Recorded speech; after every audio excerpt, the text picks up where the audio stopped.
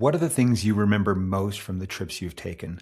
A lot of times we get excited about going to a specific place, and the thing that actually comes home with us are memories and stories that we never could have anticipated or planned. And it's not so much about the place that we went to, but the experiences that we had and the stories that we come home with. And so today we want to share some travel stories. Welcome to What Could Go Right, a podcast about living boldly on and off the water. I'm Eric Orton. I'm Emily Orton. And in 2014, we bootstrapped a year on a fixer-upper sailboat with our 5 kids. We wrote a book about it called 7 at Sea, and that book became a New York Times top 10 travel book. On this podcast, we explore adventure, connection, and stepping into a more intentional life. And we don't just talk about it, we invite you to join us on guided sailing trips around the world.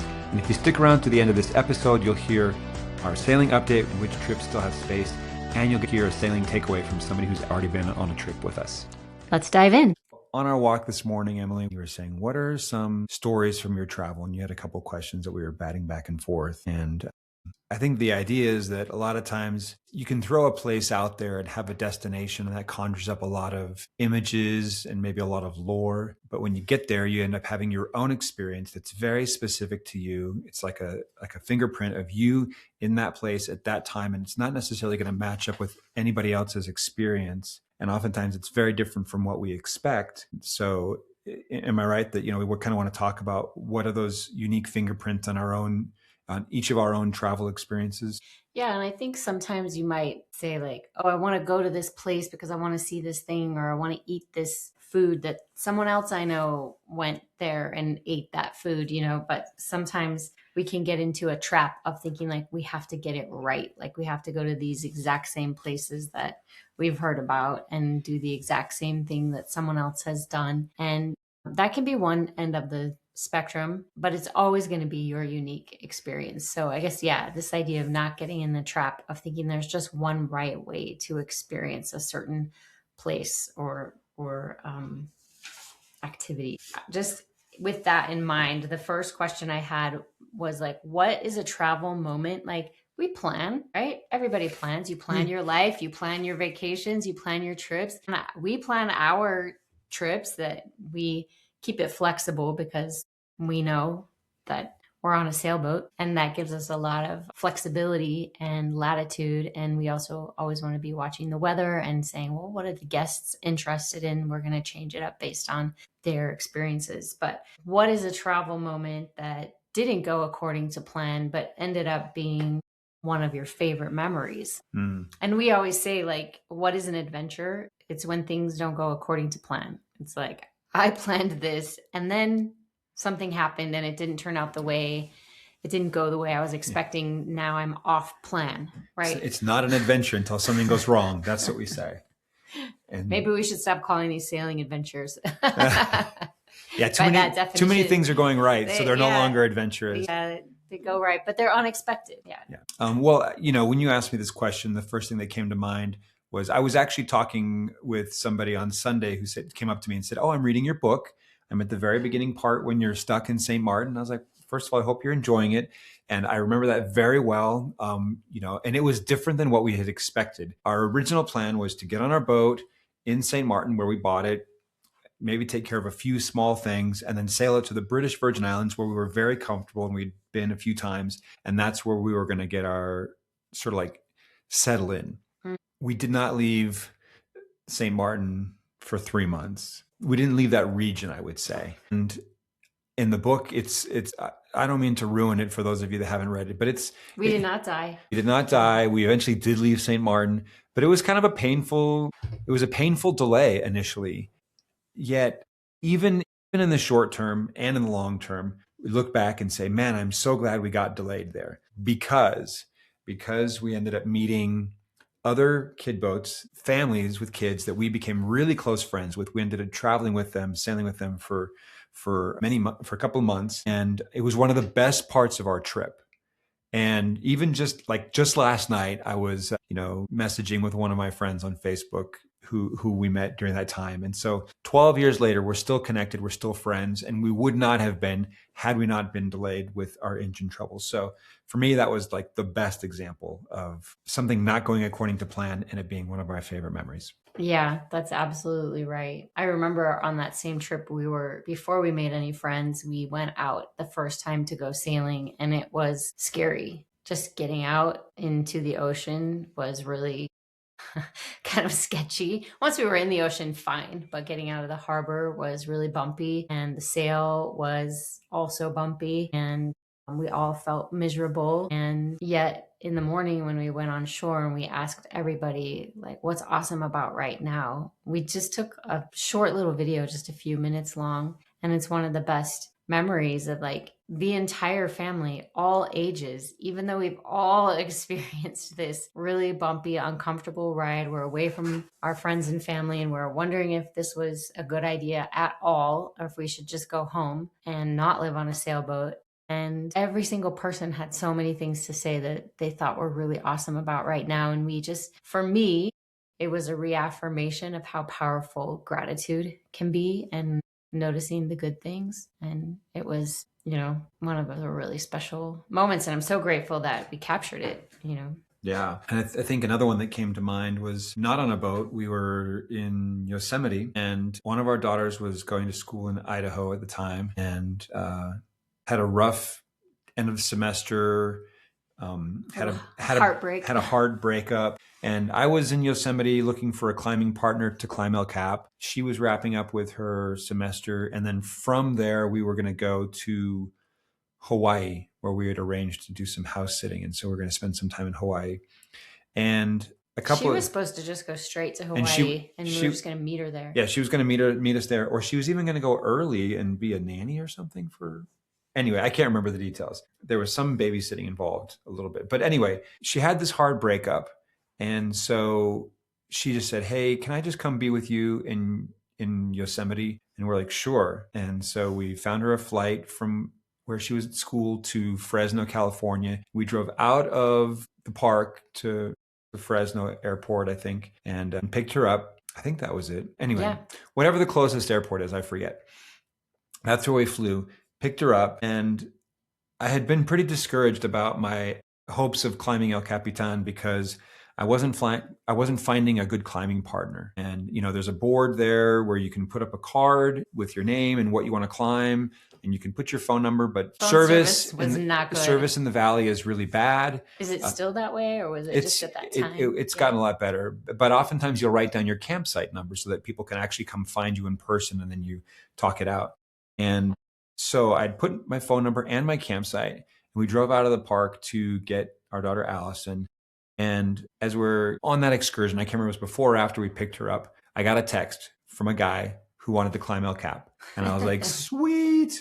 We only had a few days left before we had to head out. And the climb itself takes about 3 days. And so I texted him back and said, hey, I'm heading back into the park right now, and we can talk later today. And we got our daughter, we headed back in.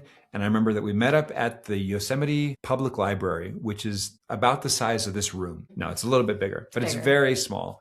And we were throwing a pity party for our daughter who was going through a sad breakup. Yeah, we just love to lean into the emotion and move through it quickly if we can. We were friends with the librarian, and she let us use her little kitchen, and we make brownies. And so this guy, Josh, who was going to potentially climb with, met us there, and we're like, hey, we're having a pity party. You're welcome. Here's some brownies.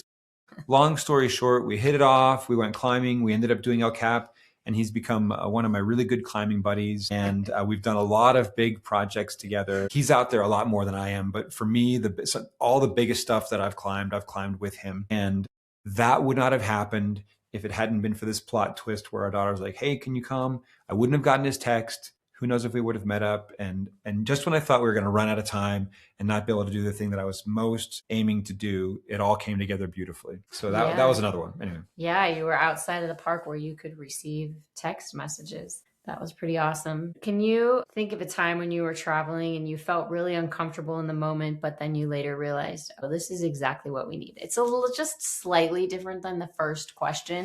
Hopefully just to encourage our listeners that when you get out there outside of your comfort zone and you are feeling uncomfortable, that's totally normal. That's really natural. It's a good space to be in. You're going to go back to your safe place. You're going to go back to your hotel. You're going to eventually go back to your house and your regular routine. But for now, you're out here in this uncomfortable space and your senses are on full alert. You're noticing things that are different, and there's more of like, whoa, that's cool, because you're noticing what's different. And also there's like a little, ooh, I'm not sure how I feel about that. That's a little uncomfortable.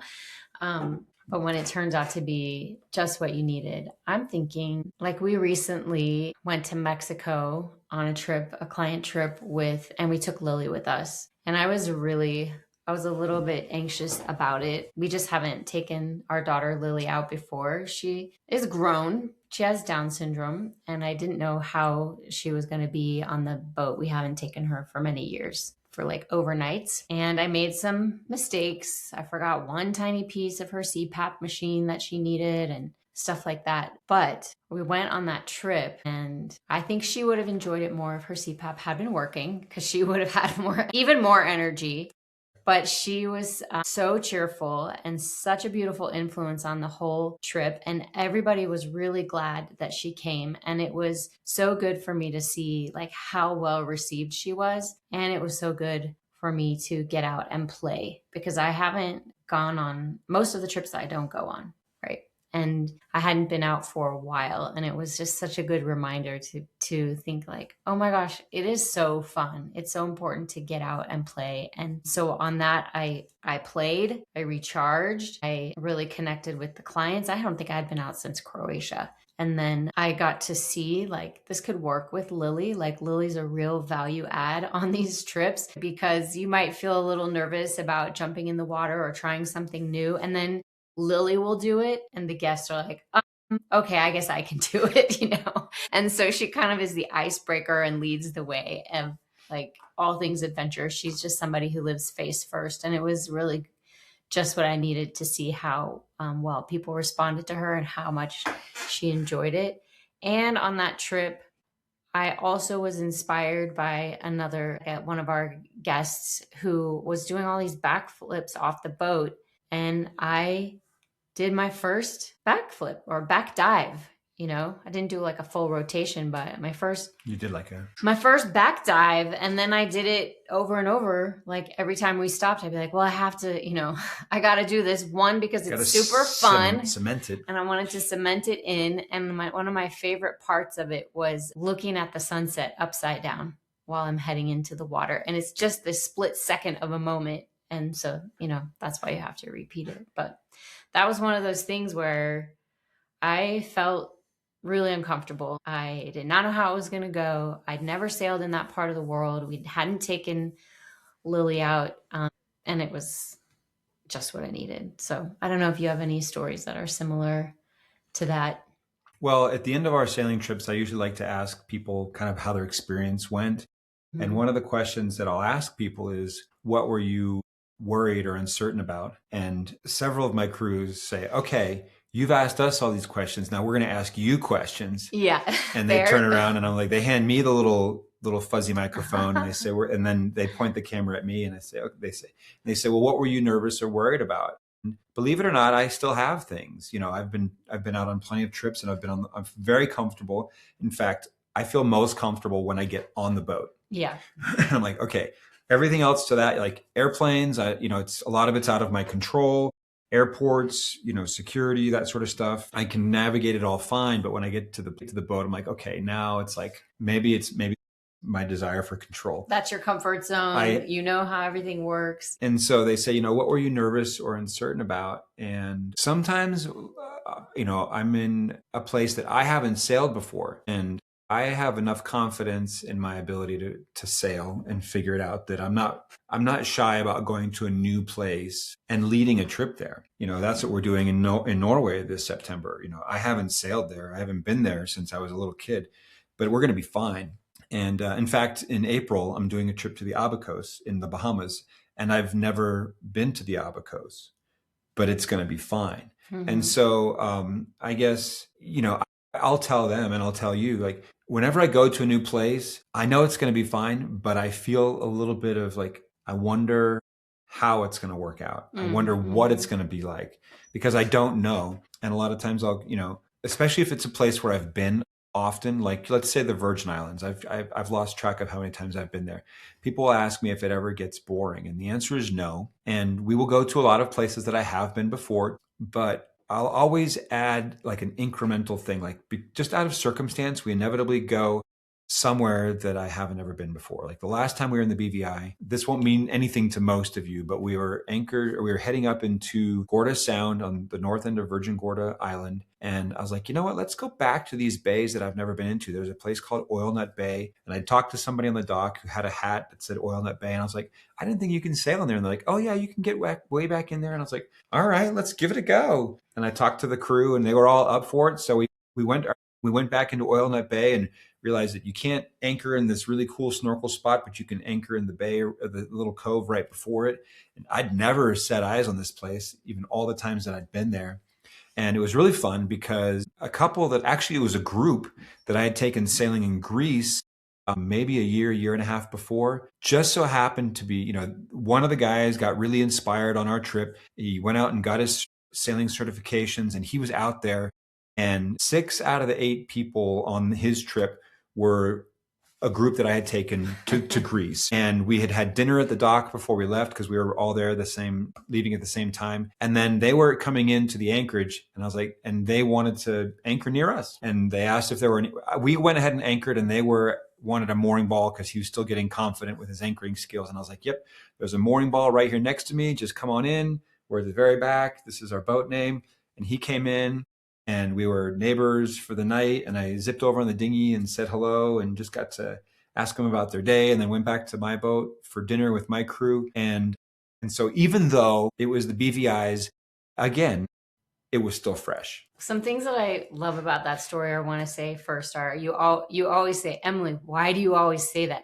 For anybody who's new to our podcast, the BVIs are the British Virgin Islands. Oh, whenever sorry. I run around walking through life and say BVI, this acronym, inevitably the person I am talking to says, what's that? So that is why whenever you say BVI, I say the British Virgin Islands. Just for those of you who were like me, 15 years ago. Can I tell a quick story about that? Yeah. Before I knew anything about sailing, and I was trying to figure out boats and sailing and the world, and could we live on a boat as a family? And I would see BVI everywhere. And I would literally Google it, and I couldn't find, it would keep saying BVI. Like it would never explain what it was. And it took me a long time to figure it out. So that's on me. You're right. I'm baking in a lot of knowledge there that anyway. Yes, decades of experience. Once you start to throw it around, you're like, oh yeah, BVI. It's like a nickname. But it's true. And anyway, if you didn't know what that meant, I was right where you are at one point. Yeah. And the second thing I like about that is, at the beginning of this conversation, we talked about how some people will hear, my friend went here, or I saw this place on the internet, or if you go to this country, visit these places, and so I want to go to all those places because Google told me, or my neighbor told me, or whatever. And that's a plenty good reason to want to see those places. And now here on the other end of the spectrum is this crew. They're out on this sailboat with you. They trust you as their captain. They're feeling adventurous. They see all these islands are beautiful and there's no way we're going to get to all of them. And how must it feel for them when you're like, you guys, I've never been to this place before. I've been here dozens of times and this is going to be a thing I've never seen. Like, how cool is it for that crew? And they're like, we're all going to see something that we've never seen. And probably none of our friends who come here will ever see this same place that we go to. And it can make it feel really special when you go kind of off the beaten path a little bit and check out something new. Even if you're like, beach, craggy hill, sand underneath the water, we got some moss over here, some coral over there, there's fish. But this particular configuration and viewpoint and experience is rare and it's unique, and that's just kind of like the other end of the spectrum, which is one of the really fun things about going sailing, is that you can just dart around and say, we're going to go over here. Yeah, people are always like, so we can just kind of anchor wherever we want. And I was like, well, technically, yeah. I mean, there are places that are going to be more suited to it, just like there are places that are more suited to park a car. Mm-hmm. But it kind of blows people's mind a little bit when you realize, unlike a cruise ship where you're going to go to a very specific dock, and that cruise ship will, anytime it goes to that island, it's going to go specifically to that dock.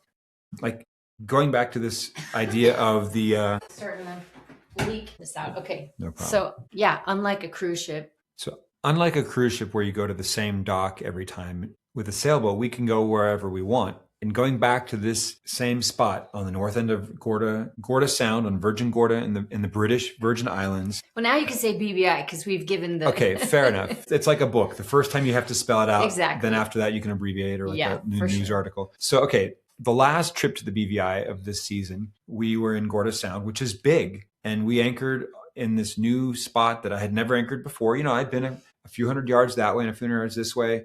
But we went to this spot and it was just great. And so there's just no shortage of newness. And of course, people will just say, so we can literally kind of anchor wherever we want. Like, yeah, as long as it's, deep enough that our anchor can reach the bottom with enough chain out and it's a good position in relationship to the wind and the swell. We don't want to be in a spot where it's going to be a bouncy night, but, we're tucked in behind this hill and the wind's on the backside of this. So this is the kind of place we want to be, as opposed to over there on the other side where we're exposed to the wind under these conditions. It's just fun because every trip is different. Every time, I can go back to the same place dozens of times and there's always something new to discover. I guess that's what I'm trying to say. Yeah. And also we talked earlier about like the friends you make and the people that you share it with, and this group who you went to Greece with, who you also met up with in Oil Nut Bay. A lot of them were the same. And you might say, we're going to take the same travel group and we're going to go to different locations together. And you also, like what we do, is we can take out a different group every time. And it's like, oh, these people are really interested in music. And they got multiple instruments, and that's going to be a big part of what flavors this journey. And these people are super interested in paddleboarding. And that actually, we went on a trip like that where one person was like, well, yeah, we have 2 paddle boards. She goes, I'm bringing my own, so I don't have to share with anybody. I just want to paddleboard a lot. And she was so excited and enthusiastic about paddleboarding that a couple of people tried paddleboarding who had never really thought about it before, because, her enthusiasm for paddleboarding flavored that trip. And it's always a little something like that. And then you're saying, and a different location. And there's just an endless variety of experiences that you can have that are going to be unique to you. And even if it's identical, just same place and all of that, it's almost like, because it's getting filtered through who you are and what you value in your previous life experience, that it's always going to be unique to you. Well, and I'll throw in another variation on this, which is, speaking of our Croatia crew, one of the guys on the trip told us a story about how he was a tour guide in Yellowstone National Park. And so he was going to the same places every day. That's right. And yes, he had a different group in his, it was like I don't know what you would call it, but it was these vehicles that had huge tires that were like 5 or 6 feet tall, and they were designed to travel. They might have even been treads, like a tank tread, but they were, I think they were tires, but they were designed to go over the snow, and you had to go over a very specific path that was packed. Otherwise, if you got into the soft snow, you'd get stuck. Anyway, and he just said, as a tour guide driving the same route every day, even then he realized that if you have the right eyes to see, it's a different place every day. The seasons change, the sun goes lower and higher in the sky, the clouds are going to be different, the birds are going to migrate, the snow is going to fall or melt, whatever the case may be. And even if you just stay in the same place, if you're observant, is that right? Yeah. Observant, if you're open and you're perceptive, then the same thing, you can have a new experience every day. Just like surfing, you go out and it might be the same surf spot, but the conditions for that day, the weather, the people that are out there, how you're feeling can all create a fresh experience every day. Yeah. And so just to kind of wrap things up, when we go out there, you go outside your comfort zone, you go to some new place. It's not always about the destination so much as it is about the stories that you're going to bring back with you. I'm with you. Yeah. What could go right?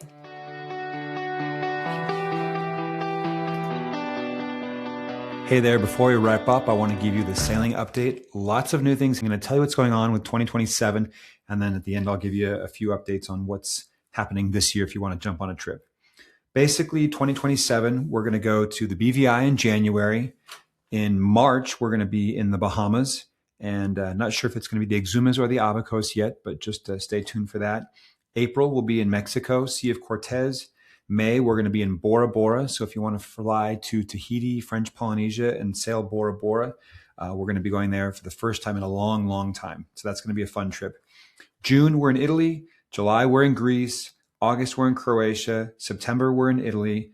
We're going to go to a second trip to Greece in September as well. And then November of 2027, we're back in the British Virgin Islands. And December, we're in the Bahamas again. So that's the lowdown for 2027. If you want to come sailing with us this year, here's what we have. Norway, September 3rd through the 10th. We have a cabin for 2 people, 10. It's going to be an epic trip. I'm super excited about that one. If you want to learn more about any of these trips or get the details, visit theawesomefactory.nyc/sailing. Click to sign up for a time to talk with our team, with me, and we'll get your questions answered and hopefully welcome you aboard. We can talk about trips all day, but it's more fun to hear from someone who's been aboard. Here's a recent guest takeaway. I wanted to come on the trip because Paul and Heidi said, I think you guys would like to do this and it'd be kind of fun to do. And it just sounded different, something different that I've never done anything like it. And to do it with some friends that have done this before, I was like, I am in. This sounds great. I was unsure of if I would get motion sickness because who doesn't hate feeling? Yeah. So I was really nervous about that. I was unsure. Gosh, about a lot of things. I was unsure about the facilities of what, are we going to be doing? Are we sharing a shower together? Are we, what's that look like? So just the unknown. There was a lot of unknowns. Pleasant surprise has been just being together with people that I don't know and have enjoyed doing activities together and talking and so that has been a pleasant surprise to be able to converse and do fun stuff together. Yeah. Nice. And if somebody you knew was thinking about coming out on a trip like this, what would you say? I say, oh yeah, do it. Yeah, you'd have to do it because it's so, to me it's a very unique thing, to do. I didn't even realize this was even really an option, or because I never thought about it. So I thought this is a great experience. Yeah, It's a walkout secret. Yeah.